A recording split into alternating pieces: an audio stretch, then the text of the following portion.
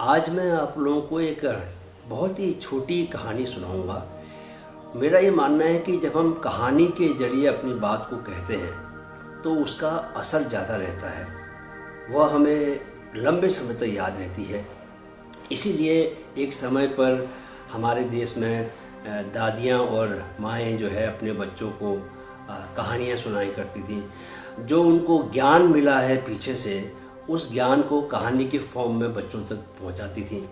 तो कई ऐसी माएँ हुई हैं हमारे देश में जिन्होंने अपने बच्चों को कहानी सुना के उन्हें man of character, women of character बनाया है, तो इनफैक्ट हमारे देश में जो दो सबसे बड़े लोकप्रिय ग्रंथ हैं, पूजनीय ग्रंथ हैं, महाभारत और रामायण, दोनों ही कहानी की फॉर्म में हैं। सोचिए अगर वो किसी गद्य की किताब के फॉर्म में होते, जैसे आप कोर्स की किताबें पढ़ते हैं, तो क्या उस तरह से लोकप्रिय हो पाते? नहीं हो पाते।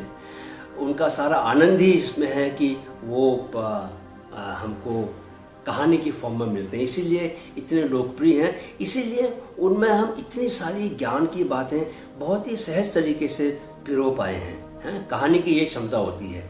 तो कहानी है आज गौतम बुद्ध और डाकू उंगली मार। मुझे मालूम है कि बहुत सारे लोगों ने इस कहानी को सुना होगा, कई को कहानी पता होगी, कुछ लोगों ने नाम सुना तो होगा लेकिन शायद भूल भाल गए होंगे कि क्या होता है। कुछ तो होता है उंगली मार के साथ, कुछ तो था, पता नहीं क्या। तो जिन लोगों को ऐसा थोड़ा सा भूल गए उनको दोबारा से मैं याद दिला दूंगा। आप लोग ये कहानी अपने बच्चों को भी सुना सकते हैं। तो क्या हुआ कि जब महात्मा बुद्ध को ज्ञान प्राप्त हो गया तो उसके बाद उन्होंने घर घर जाके, गांव गांव जाके उस ज्ञान को, जो ज्ञान पाया था, उन्होंने उसको बांटना शुरू किया। यही असल में जब ज्ञान मिल जाता है, जब प्रबोधन की स्थिति में पहुंच जाते हो, एनलाइटनमेंट हो जाता है, तो उसके बाद आपके पास कोई विकल्प रहता नहीं, आप उसको दूसरों तक पहुंचाना चाहते हो। तो ऐसे वो एक गांव में जब गए तो उन्होंने ये पाया, लोगों से बात करते हुए, उस गांव के लोगों से बात करते हुए, कि उनकी आवाज़ में और उनकी आंखों में एक दहशत जैसी, एक डर उनको उनके दिल में समाया हुआ दिखाई महसूस हुआ। तो उन्होंने उनसे पूछा कि भाई तुम इतना घबराए हुए क्यों, इतना डर क्यों है तुम्हारे भीतर? तो लोगों ने अनमने भाव से जब उन्होंने बहुत पूछा तो बताया कि ऐसे ऐसे यहाँ पर एक डाकू है, डाकू उंगली मार, बहुत ही खतरनाक डाकू है, पास के जंगल में ही रहता है, राहगीरों को लूट लेता है, न सिर्फ लूटता है बल्कि उनको मार देता है, और उनकी उंगली काट के वो उसने माला बना रखी है, बहुत ही खूंखार डाकू है। तो अगले दिन ही महात्मा बुद्ध जो है जंगल की तरफ चले जाते हैं, इस इरादे के साथ कि शायद उनकी डाकू से भेंट हो जाए और वो कुछ लोगों की दहशत दूर करने में मदद कर सके।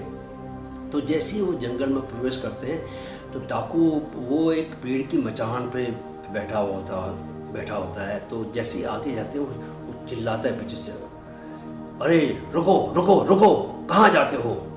तो वो कहानी में ये बताया गया है कि महात्मा बुद्ध जो है रुकते नहीं है, चल ही रहे हैं, और डाकू जो है पेड़ से उतर के उनके पीछे लगभग भागने लगता है। लेकिन वो देखता है कि वो हाथ नहीं आ रहे, वो और भी तेजी से चल रहे हैं। एक चमत्कार किस्म का थोड़ा कहानी में है। हालांकि मेरा ये मानना है कि महात्मा बुद्ध और उनके शिष्य चमत्कारों पर भरोसा नहीं करते।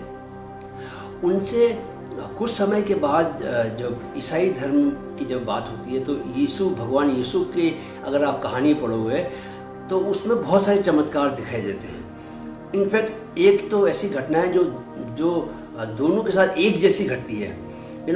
यीशु के पास भी एक माँ अपने एक बच्चे को, मरे हुए मृत बच्चे को लेके आती है, और महात्मा बुद्ध के पास भी एक माँ जो है अपने मृत बच्चे को लेके आती है। यीशु उसको चमत्कार से ठीक करते हैं, लेकिन महात्मा बुद्ध उस बच्चे की माँ को ये समझाते हैं कि कैसे जो मृत्यु है वो उसको कोई टाल नहीं सकता। तो अभी बच्चे की, बालक की मृत्यु हो गई है, उसको वापस जीवित करने की जो उसकी इच्छा है उसको उसे त्यागना पड़ेगा, क्योंकि मृत्यु अटल है। मृत्यु को कोई जल्दी मर जाता है, कोई देर में मरता है। तो वो उसकी माँ को समझाते हैं, उसकी माँ को दुख से बाहर निकालते हैं। बाद में उसकी माँ जो है, बच्चे की माँ भी उनके शरण में चली जाती है, वो बात अलग है। लेकिन यीशु और महात्मा बुद्ध में एक फर्क जो है यहाँ पर दिखता है कि वो महात्मा बुद्ध चमत्कार में भरोसा नहीं करते। कहानी लिखने वाले ने ऐसा कहा होगा, बट खैर बहरहाल वो जब डाकू अंततः डाकू वो रुक जाते हैं महात्मा बुद्ध, तो डाकू सामने पहुंचता है, बोलता है कि तू डरता नहीं मुझसे? मैं डाकू उंगली मारूं, किसने मेरा नाम नहीं सुना? लोग मेरा नाम सुन के थर थर काँपते हैं, और मैं देख रहा हूँ कि तेरे को डर ही नहीं लग रहा, मैं चिल्ला रहा हूँ तो रुक नहीं रहा। तो बुद्ध थे, वो मुस्कुराते हुए खड़े हैं। तो बोलते हैं अच्छा तुम बहुत ताकतवर हो क्या, सब कुछ कर सकते हो? बोला हाँ मैं सब कुछ कर सकता हूँ, मेरे बराबर शक्तिशाली कोई नहीं है। तो महात्मा बुद्ध बोलते हैं कि अच्छा ठीक है, एक काम करो कि तुम ये जो पेड़ है सामने उसमें से 10 पत्ते जो है तोड़ कर ले आओ। मतलब ये क्या बात है, ये कोई काम है क्या? मैं तो पूरा पेड़ ही उखाड़ के ला सकता हूँ, 10 पत्ते तोड़ने की क्या बात है? खैर वो जाता है और 10 पत्ते तोड़ के ले आता है। महात्मा बुद्ध जब वो 10 पत्ते देता है तो महात्मा बुद्ध बोलते हैं अब एक काम करो, अगर तुम वाकई बहुत शक्तिशाली हो, अगर तुम वाकई मानते हो कि तुम बहुत ताकतवर हो, तो इन पत्तों को वापस जोड़ दो। तो उंगलीमाल जो है एकदम से सदमे में आता है, ऐसा कैसे? मैं ये पत्तों को भला कौन वापस जोड़ सकता है? तो इतनी मेरे को तो ये नहीं आता, तोड़ना तो आता है, जोड़ना तो मेरे को आता नहीं है। तब महात्मा बुद्ध जो है वो समझाते हैं कि अगर जिस काम को जिसे तुम वापस जोड़ नहीं सकते तो उसे तोड़ने का अधिकार तुम्हें किसने दिया? यदि तुम जीवन नहीं दे सकते लोगों को तो तुम मृत्यु कैसे दे सकते हो उनको? तुम्हारे पास मृत्यु देने का भी कोई अधिकार नहीं है। और जिस अंदाज में, जिस तरीके से महात्मा बुद्ध ने उनसे बात की, कि लोग तो सारे डरते थे, उसने देखा कि महात्मा बुद्ध के चेहरे पर कोई डर नहीं है। वो समझ गया कि कोई बहुत बड़े सन्यासी है, कोई बहुत बड़े संत है। तो वो तुरंत उनके पैरों पर पड़ा। उसको महसूस हुआ कि भाई ये जो है मुझे जो मौका मिला है, ये व्यक्ति की शरण में जाके मैं कुछ सीख सकता हूँ। और उसने पूछा कि क्या आप मुझको अपनी शरण में ले सकते हो? बुद्ध ने कहा क्यों नहीं, आप आओ और आप अपने जीवन को जितना परिष्कृत कर सकते हो, जितना बेहतर बना सकते हो बनाओ। तो वो जो डाकू उंगलीमाल था वो उनके साथ ही रहने लगा, बाकी शिष्यों के साथ ही। और कहते हैं कि बाद में वो एक अहिंसका नाम उसका जो नाम है वो इतना अहिंसक हो गया उनके साथ रह के कि उसका नाम ही जो है वो अहिंसका पड़ गया उसका नाम। तो इससे एक शिक्षा ये भी मिलती है कि कैसे हम कुछ भी हो, हमारे भीतर कुछ भी बुराई हो, लेकिन अगर हम ये मन में ले आए कि हम उसको बदलना है, हमको उससे बाहर निकलना है, तो हम वो कर सकते हैं।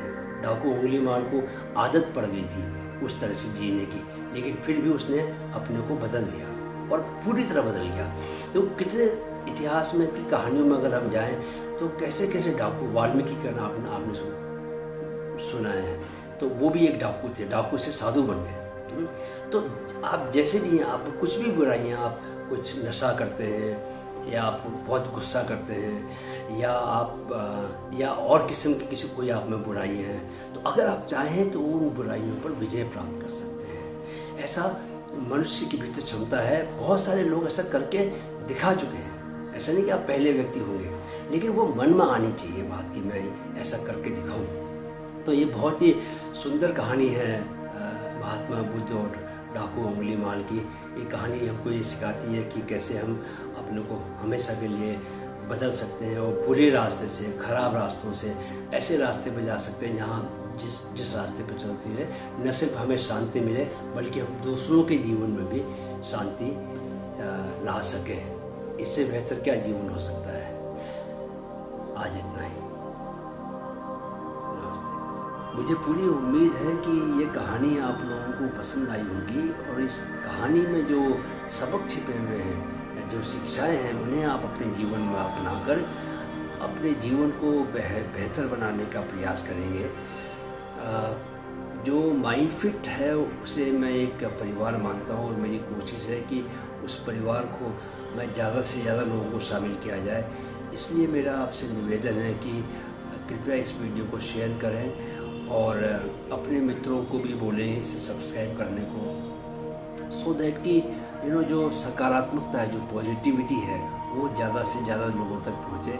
कोशिश यही है कि हम चाहे वो फिजिकल फिटनेस हो, चाहे वो मेंटल फिटनेस हो, या चाहे वो स्पिरिचुअल अवेकनिंग हो, उसको ज़्यादा से ज़्यादा लोगों तक पहुँचाएँ।